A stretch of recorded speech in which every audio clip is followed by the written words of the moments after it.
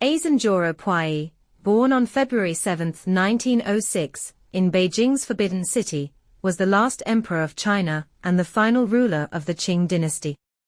His life was one of extraordinary highs and lows, marked by dramatic political shifts, personal challenges, and the decline of imperial China.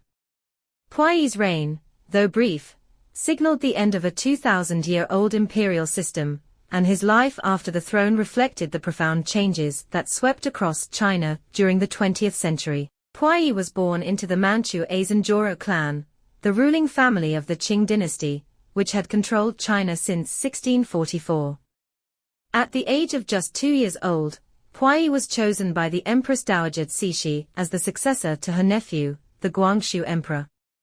On December 2, 1908, following Guangxu's death, Puyi was declared emperor, with the era name of Xiantong.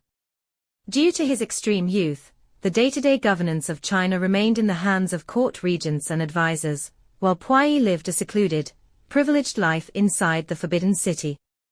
Puyi's reign as emperor was short-lived. In 1911, the Xinhai Revolution erupted, led by Chinese nationalists, who sought to end the centuries-old imperial system and establish a republic. By 1912, Puyi was forced to abdicate the throne, and the Republic of China was declared under Sun Yat-sen. Although he was no longer officially emperor, Puyi was allowed to remain in the Forbidden City with his title and certain ceremonial privileges. However, his life would never again carry the same power or authority. Puyi's years in the Forbidden City after his abdication were marked by isolation, court intrigue, and a growing sense of irrelevance. He was surrounded by eunuchs, aristocrats, and officials who still treated him as the son of heaven, though the world outside had drastically changed. In 1924, following a coup in Beijing, Puyi was expelled from the Forbidden City by warlord Feng Yuxiang.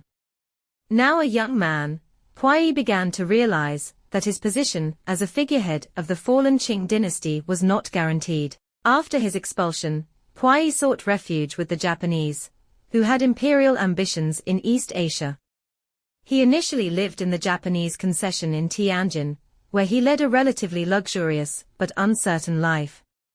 The Japanese, seeing an opportunity to install Puyi as a puppet ruler, approached him with the idea of leading a new regime in Manchuria, which Japan had invaded in 1931. In 1934, Puyi was installed as the Emperor of Manchukuo, a puppet state under Japanese control. He took the reign title of Kangda, but his power was purely symbolic, as real authority lay in the hands of Japanese officials.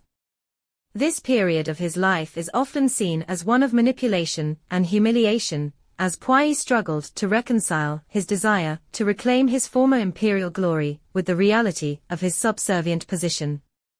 Manchukuo's existence lasted until 1945, when Japan's defeat in World War II led to its collapse.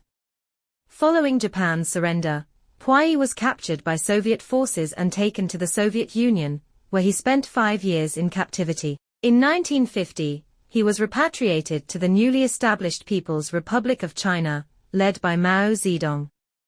The communist government saw Puyi as a useful symbol of the old regime, and rather than punishing him, they sought to re-educate him as part of their efforts to reform former aristocrats and elites. Puyi was sent to a prison for war criminals in Fushan, where he underwent a process of political rehabilitation. This was a period of profound change for the former emperor, who slowly adapted to life as an ordinary citizen under communist rule. After nearly a decade of imprisonment, Puyi was released in 1959, having been officially pardoned by the Chinese government. Puyi spent the remainder of his life in relative obscurity. Upon his release from prison, he worked as a gardener and later as a researcher at a botanical garden in Beijing. He wrote his autobiography, From Emperor to Citizen, which detailed his extraordinary life, from his time as a child emperor to his years as a common man. Puyi's later years were characterized by a quiet humility, as he sought to live a simple life after decades of turbulence. Puyi died on October 17, 1967, from complications related to kidney cancer and heart disease, during the height of the Cultural Revolution. Though his life had seen the fall of the Qing dynasty, the establishment of the Republic, the rise and fall of Japanese imperialism, and the victory of communism, Puyi remained a figure of immense historical interest, the symbol of both the old and new China.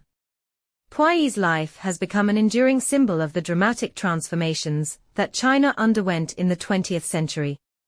He remains a figure of fascination, representing the end of imperial rule and the complex legacy of China's modern history. His story was immortalized in popular culture, most notably in the 1987 film The Last Emperor, which depicted his rise and fall with historical detail and poignancy. As the last emperor of China, Puyi's life encapsulates the dramatic shifts from monarchy to republic, from occupation to revolution, and from autocracy to communism, making him one of the most remarkable and tragic figures in Chinese history.